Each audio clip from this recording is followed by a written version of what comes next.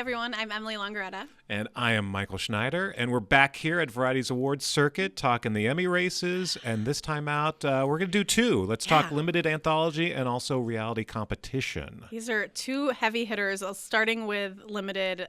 This year is a little bit different. I think everyone was kind of wondering what was going to be the baby reindeer of this year. And we got one. And it's called Adolescence. Yeah.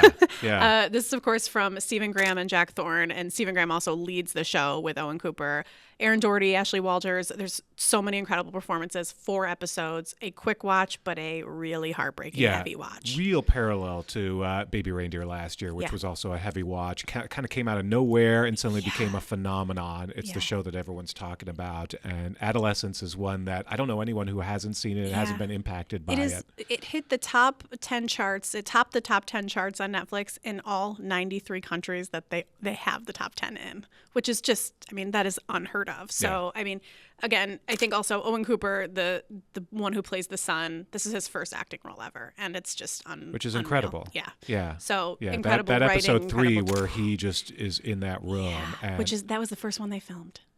Incredible, and it's all one take. And these one takes. How do they do it? Truly, I don't know how they would create that without the one take, but that just adds such another layer to it that I think on the below the line awards, this will definitely also dominate. Well, before Adolescence came on the scene, we all assumed that the Penguin was going to be the front runner. Easy front runner. And it was for a long time. And honestly, Colin Farrell's still a front runner for this role. Of course, a spinoff of the 2022 film The Batman, developed by Lauren LaFranc. Kristen Milioti is the other revelation here, and she's getting a lot of attention. Deservedly. About time. She's done so many great roles, and this is one of her best. She's not just the mom anymore. She's not just the mom. So playing Sofia Gigante and Falcone in this show. But, a great cast, a great take on this, and got a lot of attention. Yeah, so. Colin for sure has gotten so much. Another new show that's broken in this time is Dying for Sex, which I have been very excited about. And it's based on the true story of Molly Cochin, who told her story on a podcast. Yeah. And then Liz Merriweather and Kim Rosenstock developed this. Michelle Williams and Jenny Slate are incredible They're fun. in it. They're so much fun. Yeah. It will make you laugh and cry in the same episode, especially the finale. Oh my gosh, prepare yourself. But the whole cast is really great. Jay Duplass is a supporting Sissy Spacek. Icon. So really everyone in the show is great. Rob Delaney, Kelvin Yu is fun. Like this was kind of one that I wasn't expecting, and sort of really found it kind of charming, but also sad. Yes, and this was an FX on Hulu, so an interesting kind of collab. We've obviously seen a lot that that does very well, and I think that this is something that people are going to be talking about for sure. I think this is a sure front runner. We should talk about some of the others real quick, because Disclaimer is in the mix. Monsters, the Lyle and Eric Menendez story, obviously in the news right now. I think that could help also. I think that it's consistently a conversation, which means it's on the top of people's minds. Yeah. So people are like, oh, the Menendez brothers, I know that. The new season of Black Mirror, the Paul Giamatti episode. Yes.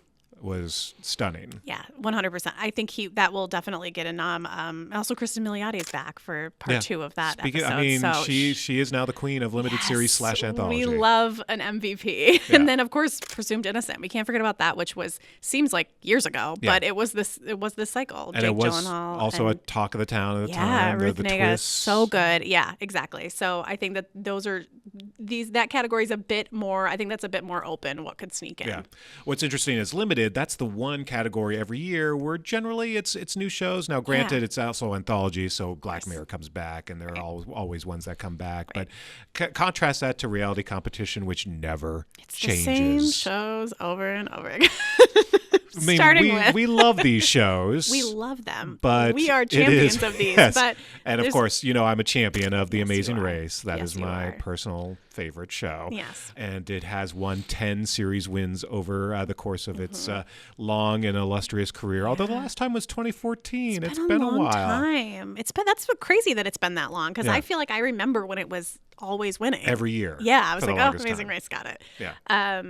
But one show that one of my all-time favorites that has never won is Survivor. Which is kind of stunning that it hasn't. It really is really surprising. Now, Jeff's been nominated a few times. He broke back in after many years of not being nominated. He was nominated last year, so Jeff Probst. So, of course, he could break back in that category. This season, I will say, I find it incredible. So we'll see if it breaks in. What's interesting is Survivor airs 2 seasons a year in the window, so they have to choose which one they submit. Sometimes it's the wrong one, so we'll see. Yeah. I wonder, why do you think that is, that Survivor's had such a hard time getting its Emmy flowers? That's a great question. I don't know if people view it as not as like cinematic as maybe it should be, when I would say it's more cinematic than most reality shows on TV, especially now. They've changed things up in the past couple of years, that there is some moments that it's very visually stunning. So I don't know. I hope this is the year. Yeah. Well, another show that has sort of now taken the crowd, and it's what we've all been talking about over the past 2 years or so, is the Traitors. Yeah, the one that did break in. It did break in, and it did win in 2024. So that's sort of the new. And as we know, when you win this category, you keep winning for many years to come. And this season was better than the one that won. So I think that this has a good chance. Yeah, and again, people love Alan Cumming and what he brings. It's sort of that elevates it. It's a fun show. It's so just this season they had Boston Rob doing his thing. It was so fun. A lot of twists and turns. So much fun. Gabby Wendy won the internet over. Gabby is a superstar. Protect her at all costs. And then contrast that to the Danielle, who was the worst traitor of all time. Or the best. Some people think she played a great game. Maybe. I agree, not great, but great TV. Either way. Yeah.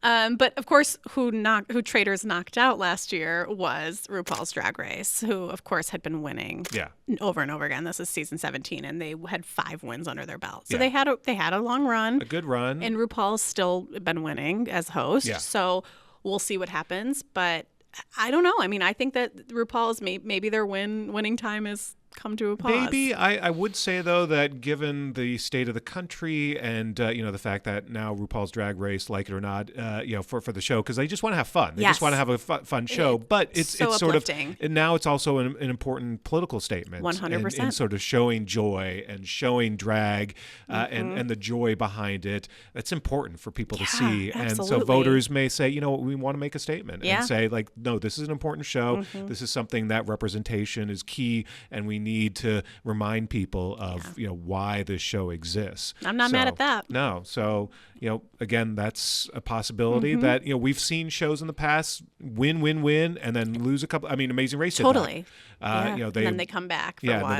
For one or two. So any one of these. Yeah. And then last season also Top Chef and The Voice were in there. The Voice always surprises me that it continues to be in there, but I do know that it still gets the numbers on NBC. People are still watching. It does. I think that show is probably the one that's the most vulnerable to perhaps a new show coming in. Now, what that would be, I don't know. It was amazing that the Traitors managed to get in. It takes a lot for new shows to get in. It does take a lot. I will give my shout out to The Challenge season 40 and hope that that is your show. That sneaks in, because it's been 40 seasons, and what they did with the 40th season was very impressive. So maybe that can push The Voice out there. Perhaps from Emily's lips to the Emmy gods' ears. I'm here for that. All right. Well, hopefully Amazing. Don't forget about the Amazing Race. No, never. It's still great. All right. Well, I think that's it for now. We're going to end it there. All right. Sounds good. We'll see you next time. Thanks for watching. Bye.